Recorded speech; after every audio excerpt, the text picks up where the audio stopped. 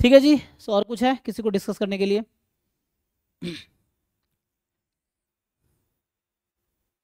Sir जी जी बताइए।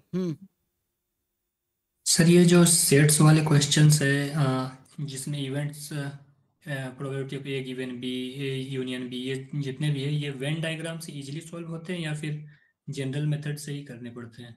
नहीं, when diagram से भी हो जाते हैं, लेकिन ये डिपेंड करता है आप किस तरह प्रैक्टिस करते हो, या क्या आपका स्ट्रॉन्ग एरिया है। अगर सेट से तो क्वेश्चन पे डिपेंड करेगा, वो तो प्रैक्टिस पे है। जैसे आपको लगता है ना, कुछ लोग कुछ एरिया में अच्छे होते हैं, कुछ में खराब होते हैं, उस तरह से हैं। जैसे मान लो टोटल प्रोबेबिलिटी या बेस थ्योरम ही है, कुछ लोग ट्री डायग्राम बना के फटाक से कर देते हैं। क्योंकि मैं उसमें फ्लेक्सिबल नहीं हूँ, मैंने उससे सॉल्व नहीं किया था। आप देखोगे मैं फॉर्मूला के थ्रू ही करता हूँ, लेकिन बहुत सारे लोग हैं, स्टूडेंट्स ही हैं, जो कहते हैं सर ट्री डायग्राम से इजीली हो जाता है। तो उनको उसमें कंफर्टेबल है, तो वो डिपेंड करेगा कि आप किस में ज़्यादा कंफर्टेबल हैं, वेन डायग्राम में कंफर्टेबल है या थ्योरेटिकली करने में, जो फॉर्मूला से करने में कंफर्टेबल है।